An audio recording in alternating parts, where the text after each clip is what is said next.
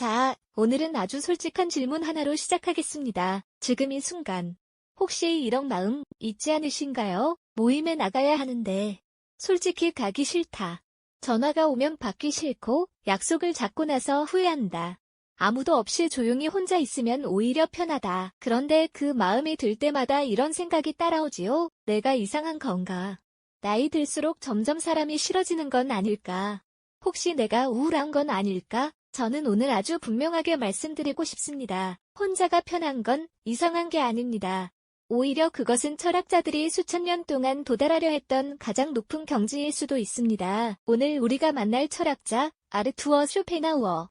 그는 이렇게 말했습니다. 인간은 혼자 있을 때만 비로소 자기 자신이 된다. 이 말 가슴에 닿으신 분들 대신 오늘의 영상은 바로 당신을 위한 것입니다. 그런데 잠깐 먼저 이 두려움부터 정면으로 들여다봐야 합니다. 우리는 왜 혼자 있는 것을 이상하다고 느끼게 되었을까요?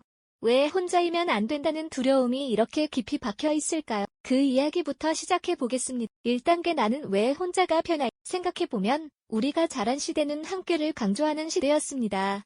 학교에서도, 직장에서도, 가정에서도 혼자 밥 먹으면 왕따, 혼자 산책하면 외톨이, 혼자 여행 가면 불쌍한 사람. 그래서 우리는 70년, 80년을 살아오면서 함께 있어야 정상이다라는 생각을 무의식 깊숙이 새겨왔습니다. 그런데 어느 날 문득 이상한 일이 생깁니다. 나는 사람들과 있으면 왜 이렇게 피곤하지? 모임이 끝나면 왜 이렇게 방전된 느낌이지?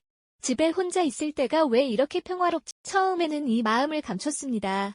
그래도 사람들과 어울려야지 하며 억지로 모임에 나갔습니다. 그런데 억지로 갔다 온 날 밤 더 허탈하고 더 공허합니다. 이것은 성격 문제가 아닙니다. 이것은 나이 문제도 아닙니다. 이것은 심리학에서 말하는 내향성, 인트로버전이기도 하고 쇼펜하우어가 말하는 정신적 성숙이기도 합니다. 쇼펜하우어는 이렇게 썼습니다. 사교적인 사람은 많아도 진정으로 혼자 있을 수 있는 사람은 드물다. 그리고 그 드문 사람이 진정한 자신을 가진 사람이다. 혼자가 편하다는 것은 어쩌면 당신이 드디어 자기 자신을 찾아가고 있다는 증거일지도 모릅니다. 2단계 세상은 어울려야 한다고 말한다. 문제는 세상이 그렇게 내버려두지 않는다는 겁니다. 자녀들은 말합니다. 아버지, 집에만 계시면 치매 걸려요. 나가서 사람들 좀 만나세요. 이웃 어르신은 묻습니다. 요즘 통 얼굴을 못 봤네. 어디 아프세요? 왜 이렇게 안 나오세요? TV에서는 하루에도 10번씩 이야기합니다. 노년기 고독은 만병의 근원. 반드시 사회적 관계를 유지하세요. 여기서 우리는 혼란에 빠집니다. 혼자 있으면 편한데 혼자 있으면 큰일 나는 것 같고 사람들과 있으면 피곤한데 혼자 있으면 문제 있는 사람 같고 이 죄책감과 혼란 저는 오늘 분명하게 해소해드리고 싶습니다. 먼저 하나 물어볼게요. 고독과 고립의 차이 알고 계십니까? 고독, 고립. 스스로 선택한 혼자만의 시간. 원하지 않는데 혼자가 된 상태. 평화롭고 충전되는 느낌. 공허하고 단절된 느낌. 쇼펜하우어가 추구한 것. 경계해야 할 것. 혼자가 편하다는 것은 고립이 아닙니다. 그것은 고독입니다. 그리고 고독은 대시 쇼펜하우어에 따르면 대시 인간이 누릴 수 있는 가장 높은 사치입니다. 3단계 쇼펜하우어의 충격적. 자, 이제 쇼펜하우어라는 사람을 좀 더 가까이 들여다봐야 합니다. 왜냐하면 이 사람의 삶 자체가 이미 하나의 큰 이야기이기 때문입니다. 아르투어 쇼펜하우어. 1788년 독일 단취에서 태어났습니다. 아버지는 성공한 상인, 어머니는 당대 유명한 소설가. 겉으로 보면 부족할 것 없는 집안의 아들입니다. 그런데 그의 삶은 처음부터 끝까지 외로움 그 자체였습니다. 아버지는 그가 17살 때 스스로 목숨을 끊었습니다. 어머니와는 평생 불화했고 결국 어머니는 그를 집에서 내쫓았습니다. 사랑했던 여인들은 하나같이 그를 떠났습니다. 강의실에는 학생이 오지 않았고 책은 팔리지 않았습니다. 그는 한때 이렇게 혼자 중얼거렸다고 합니다. 세상이 나를 원하지 않는다면 나 역시 세상을 원하지 않게. 그리고 그는 정말로 혼자가 되었습니다. 프랑크푸르트의 작은 아파트에서 단 한 명의 친구도 없이 애완푸들과 함께 오직 책과 사색만으로 72년을 살았습니다. 그런데 놀라운 일이 일어났습니다. 그 고독 속에서 그는 철학의 역사를 바꾸는 책을 써냈습니다. 의지와 표상으로서의 세계대식 칸트 이후 최고의 철학서라 불리는 그 책이. 그리고 그는 이렇게 선언했습니다. 군중은 우리의 성장을 가로막는다. 혼자 있는 시간만이 우리를 깊게 만든다. 충격적이지 않습니까? 우리는 지금까지 혼자 있으면 고인물이 된다고 들어왔는데 쇼펜하우어는 정반대로 말합니다. 군중 속에 있으면 얕아지고 혼자 있어야 깊어진다고. 4단계 고독이야말로 최고의 사치. 쇼펜하우어의 철학에는 의지라는 개념이 핵심으로 등장합니다. 쉽게 풀어드리겠습니다. 그에 따르면 인간은 끊임없이 뭔가를 원하는 존재입니다. 돈을 원하고, 인정을 원하고, 사랑을 원하고, 건강을 원하고 마침표. 그리고 그 욕망들은 끝이 없습니다. 욕망을 이루면 잠깐 기쁩니다. 그리고 곧 새로운 욕망이 생깁니다. 욕망을 못 이루면 괴롭습니다. 그래서 인간의 삶은 충족되지 않은 욕망의 고통과 충족된 욕망의 권태 사이를 왔다 갔다 하는 시계추 같다고 그는 말했습니다. 그렇다면 이 시계추에서 벗어나는 방법은 무엇일까요? 쇼펜하우어가 제시한 답 중 하나가 바로 고독입니다. 사람들과 함께 있으면 어떤 일이 생깁니까? 저 사람보다 내가 더 잘났나? 못났나? 저 사람은 나를 어떻게 볼까? 나는 왜 저 사람만큼 못할까? 비교, 질투, 경쟁, 체면. 이 모든 것이 사람들과 함께 있을 때 폭발적으로 활성화됩니다. 그래서 모임 하나 다녀오면 왜 그렇게 피곤한 겁니까? 이 때문입니다. 반면 고독 속에서는 지금 이 순간 나는 어떤 사람인가? 나는 무엇을 좋아하고 무엇을 싫어하는가? 내 삶에서 진정으로 소중한 것은 무엇인가? 비로소 자신과 대화하기 시작합니다. 그리고 그 대화야말로 대시 쇼펜하우어가 말한 대시 인간이 누릴 수 있는 가장 고귀한 활동입니다. 고독을 즐길 줄 아는 사람은 야수이거나 신이다. 대시 아리스토텔레스가 이렇게 말했다. 쇼펜하우어는 여기에 하나를 덧붙이겠다. 또는 철학자이거나. 여러분은 어느 쪽이십니까? 저는 감히 말씀드립니다. 혼자가 편한 여러분은 대시 철학자의 기질을 타고나신 분들입니다. 중간 퀴즈. 쇼펜하우어가 말한 고독과 고립의 차이 중 올바른 것은 1. 고독은 강요된 혼자이고 고립은 선택한 혼자다. 2. 고독은 스스로 선택한 충만한 혼자이고 고립은 원하지 않는 단절이다. 3. 고독과 고립은 같은 의미로 둘 다 피해야 한다.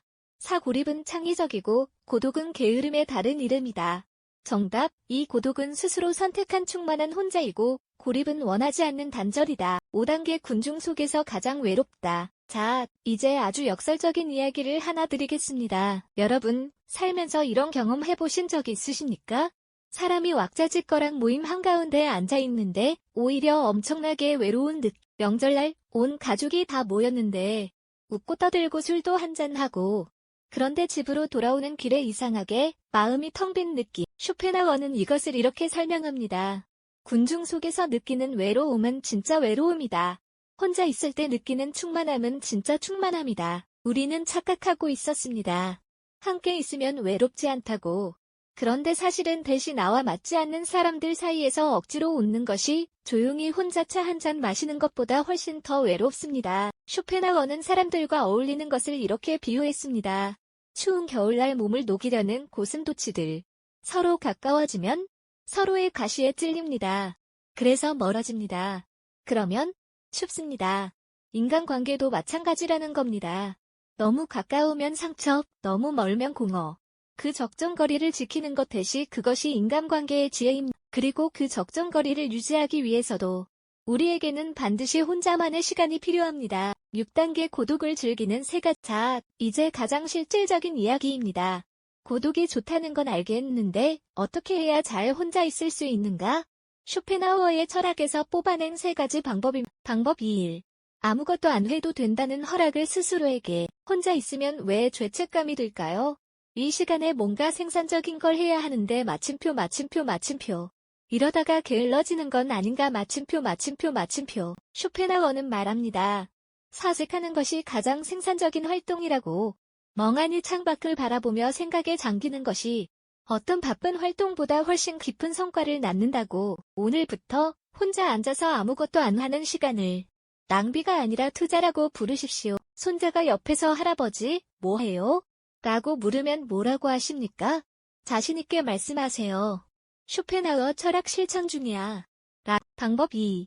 자신만의 의식을 만들어라. 쇼펜하우어는 매일 똑같은 루틴을 지켰습니다. 오전에 글 쓰고, 오후에 산책하고, 저녁에 독서하고, 밤에 음악을 들었습니다. 이 반복이 그의 고독을 풍요로운 고독으로 만들었습니다. 아무 계획 없이 혼자 있으면 이것은 권태입니다. 나만의 루틴이 있는 혼자 있음 대신 이것이 진짜 고독입니다. 예를 들어 볼까요?